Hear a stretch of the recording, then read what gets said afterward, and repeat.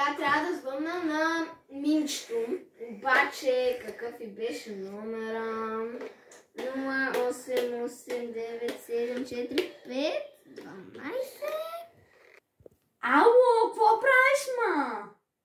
Какво да правя, ма? Звъня ти да ти кажа, че си поръчах най-яката пратка от Тему и на всичкото отгоре ми идва с 1 милион лева.